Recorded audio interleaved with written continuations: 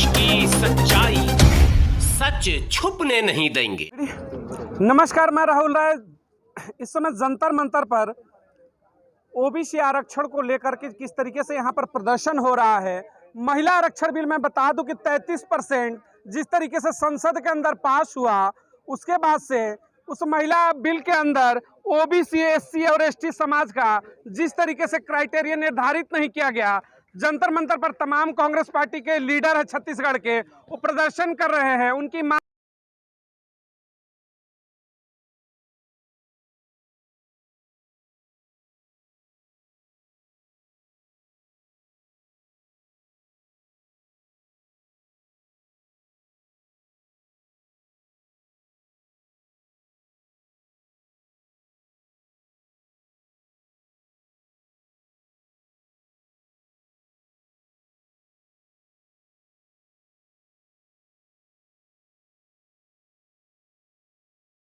का लाभ मिलना चाहिए, ये हमारी प्रमुख मांग है। और हम लोग बहुत लंबे समय से हमारी मांग रही है जातिगत जनगणना होनी चाहिए, लेकिन नरेंद्र मोदी जी पिछले सालों से इस जनगणना को अंकुशित करके रखा गया है, इसका गुमराह कर रहे हैं लोगों को। अब तक जनगणना नहीं करा रहे, जातिगत गणना। इसके लिए हमें घोर विरोध करते हैं, निंदा करते हैं। मैं चाहता हूं कि देश में जातिगत जनगणना होनी चाहिए, ताकि हमारी जात कितना है, कितना परसेंट आबादी वाले लोग हैं, जिसके जितने हिस्सेदारी उनके उतनी भागीदारी सुनिश्चित होनी चाहिए। और देश के अंतर्गत आज शर्मनाक बात है कि पूरे 97 सेक्रेटरी, हमारे 3 सेक्रेटरी मात्र ओबीसी वर्ग से आते हैं। यह बात तो राहुल गांधी जी को मैं धन्यवाद देता हूं, उन्होंने आईना दिखाने का काम किया, आरक्षण की बात किया, ओबीसी वर्गों के साथ खड़े हैं। मैं राहुल गांधी जी का पुनः धन्यवाद देता हूं, आभार करता हूं कि हमारी मांगों को सदन में लेकर सड़क तक लड़ाई लगातार लड़ रहे हैं। इसलिए हम लगातार लड़ाई लड़ रहे हैं। देखिए, महिला आरक्षण बिल की अगर हम बात करें तो इसको श्रेय लेने की भी तमाम पॉलिटिकल पार्टियों में आपसी होड़ है। एक तरफ सत्ता शासन कहती कि हमने लाया, हमारी दृढ़ इच्छा शक्ति थी कि महिलाओं को सम्मान के लिए लाया। वहीं कांग्रेस कहती है कि इसकी मांग तो हमने की थी, पहले तो हमने इसे उठाया था। क्या कहेंगे आप? यह मांग एक्चुअली हमारे जब राजीव गांधी थे प्राइम मिनिस्टर, तब भी यह लोकसभा में पास हो गया था बिल।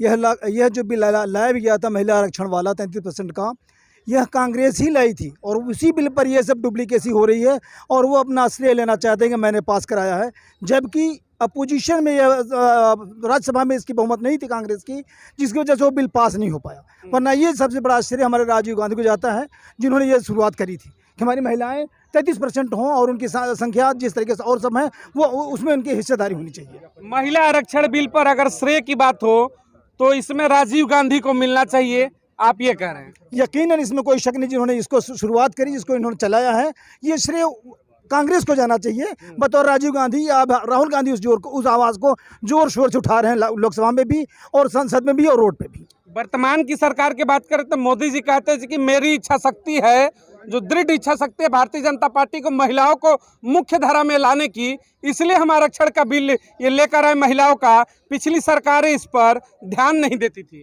दरअसल अगर ऐसा उनका सोच होता तो आज जो 90 हमारे सेक्रेटरी जो पूरे गवर्नमेंट को चला रहे हैं, 90 सेक्रेटरी हैं, उनमें सिर्फ 3 ही ओबीसी हैं। 3 ही ओबीसी डिपार्टमेंट के हैं, ओबीसी कास्ट से हैं, बाकी सब ऊंची जाति के और तरीके के लोग हैं। ऐसा जो उनकी सोच है, कहना कुछ होता है और करना कुछ होता है। हाथी के दांत दिखाने को होते हैं, वो उनकी हालत है। तो जो कहते हैं, आज तक मुझे कोई एक बता दे कि आज जो भी इन्होंने जुमला फेंका है, चाहे वो कहते हैं लाल किला से हो, चाहे कहीं आम सभा में या फिर पार्लियामेंट से हो, कोई वो एक भी सच साबित करके दिखा दे। बता रहे हैं कि अच्छे दिन आ गए। अच्छे दिन तो हाँ, बहुत अच्छे दिन आ गए, कोई शक नहीं इसमें। ये स्मृति ईरानी की देन है जो अच्छे दिन आए हैं। ये स्मृति ईरानी की देन है। जब 400 का सिलेंडर था ना, तो लेकर सिलेंडर को तबला बजाती थी, रोडों पर चलती थी और चूड़िया प्राइम मिनिस्टर मनमोहन सिंह को बेचती थी। आज वही 1200 को हो गया सिलेंडर, तो वो कहीं पर्दे पर नजर नहीं आ रही है। सवाल मत पूछिए, नहीं तो धमकी मिल जाएगा सुधीर चौधरी की तरह कि पूछ देंगे कि तिहाड़ में क्या हाल था। कहीं आपका रिकॉर्ड तो नहीं है? पूछ देंगे मंत्री जी। मंत्री जी पूछ लेंगे, वो मैं कह रहा हूँ वो नहीं, कोई दुनिया पूछ ले। इस खपे कपाए इंसान को जेल में हो, सड़क पे हो, घर पे हो, कोई फर्क नहीं पड़ता है। जो जिम्मेदारियां गुजारनी थी दुनिया के लिए, देश के लिए, वो कर चुका हूं। अब देश के लिए करना है, देश की जनता के लिए करना है। और 200 रुपए तो कम कर दिया, ये बताइए अब कितना कम चाहिए आप लोग? लॉलीपॉप है, लॉलीपॉप है। अगर 200 रुपए कर दिया तो कोई अपने जेब से नहीं किया, किसी ने जेब से नहीं किया है। वो जनता को इधर से ठेका उधर ले रहे हैं, उधर से उधर कर रहा है। इसमें कोई बड़ी अच्छाई और अच्छे दिन वाले चलिए मैं आ रहा हूँ आपके पास। एक सवाल उठता है, देखिएगा 24 चुनाव है, तमाम पार्टियां हैं जिसमें आप लोग भी प्रमुखता से, कांग्रेस पार्टी लीडिंग करे 28 दलों का इंडिया गठबंधन। हालांकि हमारे प्रधानमंत्री तो कहते हैं कि घमंडिया है, इंडिया नहीं है। क्या वाकई में आप लोग घमंडिया हैं कि भाई जो वर्तमान बिल आया उस पर भी कार्य नहीं, जो राजीव गांधी ने किया था मोदी का नहीं? क्या कहेंगे इस पर? देखिए, भाजपा जो कहती है वो करती नहीं, और जो करती है वो कहती नहीं, और कांग्रेस जो कहती है वो करती है। सब चुनावी लॉलीपॉप है, और ये देश को गुमराह करने वाली बात है। एन केन प्रकारेण भाजपा फिर सत्ता में आए और उन लोग सत्ता में बैठे, और बस यही बात है। रही बात केंद्र की भाजपा सरकार, वास्तव में ही ओबीसी विरोधी है, ये बात सत्य है। और ओबीसी का समर्थन, एसटी एससी ओबीसी का समर्थन शुरू से कांग्रेस करते आई है और करते रहेगी, और भविष्य में भी करते रहेगी। हमारे छत्तीसगढ़ में भूपेश बघेल जी की सरकार है, उसने एसटी एससी ओबीसी का विधानसभा में प्रस्ताव पारित करके उसने बिल राज्यपाल के पास भेजा। राज्यपाल उसको रोक के रखी है, न तो वापस कर रही है, न राष्ट्रपति को भेज रही है। इससे राज्यपाल तो एक मुखौटा है, मेन केंद्र की भाजपा सरकार है जो वहाँ छत्तीसगढ़ के एसटी एससी ओबीसी के आरक्षण को। तो आपने कहा कि ओबीसी विरोधी है भारतीय जनता पार्टी, मुखिया ही कहता है कि मैं पिछड़े समाज से हूँ, फिर कैसे विरोधी होगी, क्यों लगता है? अब ये तो बात सही है, जब उस पद पे आदमी पहुंच जाता है ना, वो ओबीसी से हैं, लेकिन ओबीसी को समर्थन करते कहाँ हैं? कभी नहीं करते। कैसे माने?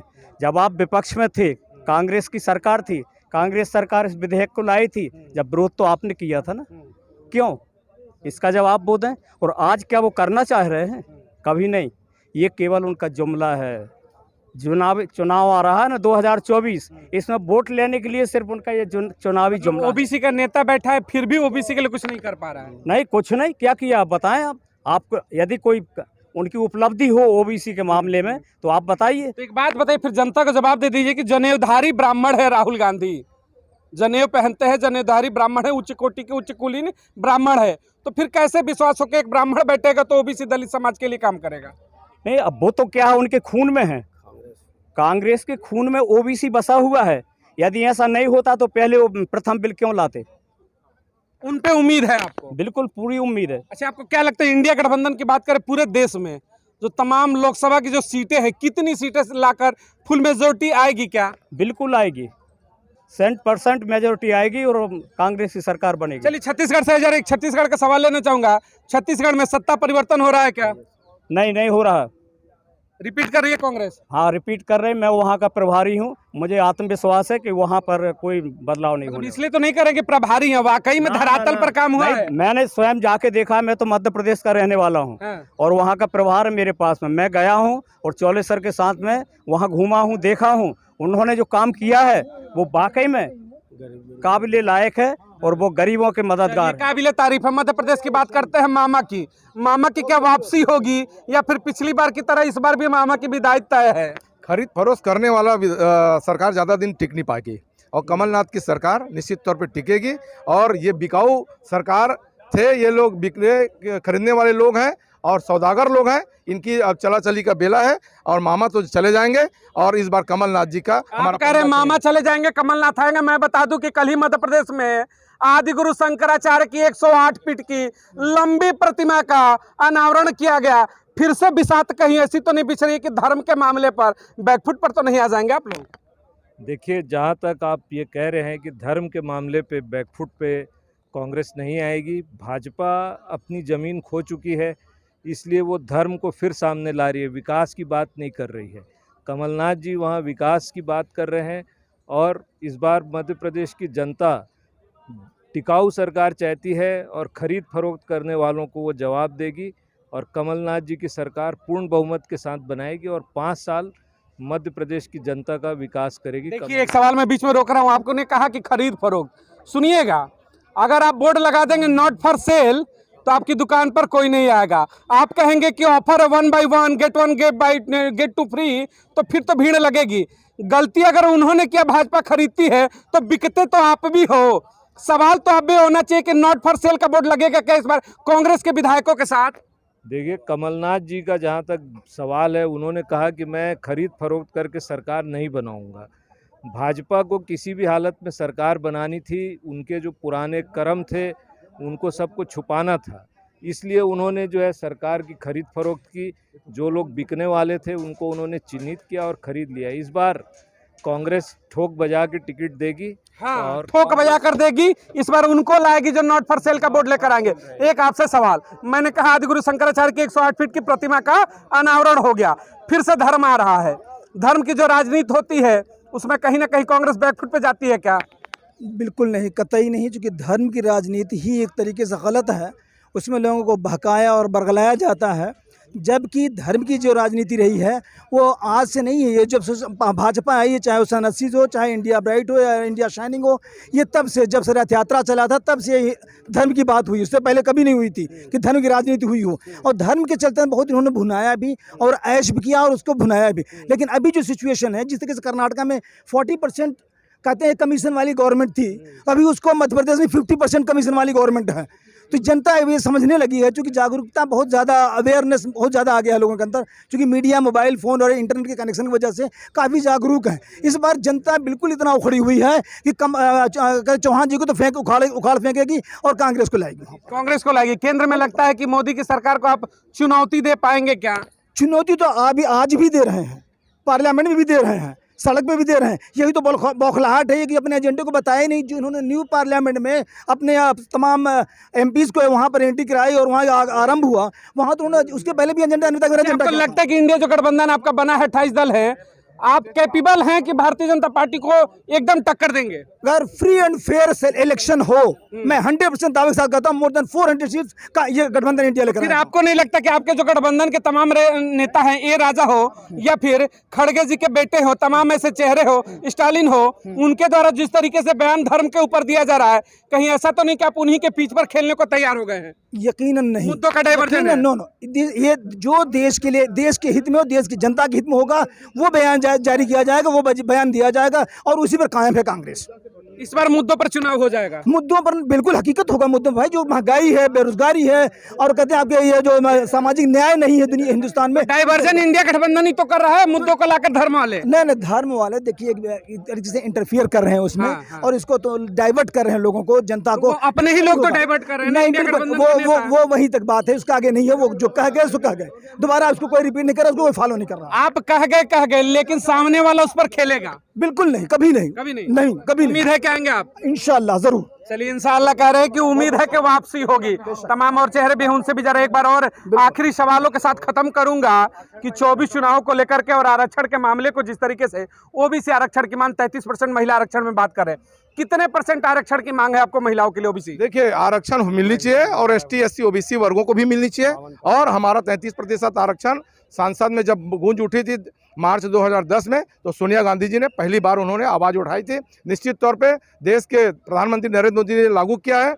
मैं आज इस बात को कहना चाहता हूँ, ST SC OBC महिलाओं को भी आरक्षण मिलना चाहिए। इस बात कितने %? उनको जो अधिकार मिलता है, जो न्याय संगत हो वो निर्णय ले। संगत तो फिर जातिगत जनगणना होगी, फिर तय होगा। उसे तो बोलो, जातिगत जनगणना तत्काल चालू करें, 2024 के पहले चालू करें, ताकि हमको स्पष्ट पता चल जाए हमारी आबादी कितनी है। जातिगत जनगणना की मांग है, जिसकी जितनी हिस्सेदारी उसकी उतनी भागीदारी। इसी पर सुनिश्चित होगा कि तय क्या होगा, संसद की किस्मत कहाँ ले जाएगी महिलाओं को लेकर, महिलाओं को कितना आरक्षण होगा। तमाम मुद्दों पर आखिरी मैसेज क्या देना चाहेंगे नरेंद्र मोदी को? आखिरी मैसेज क्या होगा 24 चुनाव से पहले मोदी? मैसेज यही है कि भारत देश में जातिगत जनगणना कराना होगा, अतिशीघ्र जनगणना कराए और ओबीसी को जनगणना के हिसाब से आरक्षण लागू करे। यही नरेंद्र मोदी को हम बोलना चाहते हैं। मेरा एक आखिरी सवाल है आपसे। आपने कहा कि मैं आखिरी सवाल मोदी से, आपने कहा कि ये मांग है, अगर सुनिएगा, मोदी जी अगर इन मांगों पर जनगणना नहीं करा पाते जातिगत, तो क्या कांग्रेस पार्टी के मैनिफेस्टो में जातिगत जनगणना होगा क्या 24 चुनाव में? बिल्कुल जातिगत जनगणना पहला होगा, चैलेंज के आधार पे हम बोल रहे हैं। और माननीय राहुल गांधी जी ने स्पष्ट शब्दों में कहा और पद यात्रा के माध्यम से उन्होंने कहा था। कल राहुल गांधी ने पार्लियामेंट में खुद बोला लास्ट में कि अगर वो नहीं करा तो हम कराएंगे, हम कराएंगे। राहुल गांधी ने कहा। चलिए, जातिगत जनगणना के लिए कह रहे हैं कि मैनिफेस्टो लेकर आएंगे, देखते हैं कि वाकई में मैनिफेस्टो के आधार पर होगा क्या। तमाम राजनीतिक पार्टियां हैं, लंबा समय से मांग है, उन चीजों को लेकर प्रदर्शन अपने भी विचार प्रकट करिएगा। जातिगत जनगणना क्या बेहतर होगा क्या देश के लिए? बहुत बहुत धन्यवाद। जय हिंद, जय भारत।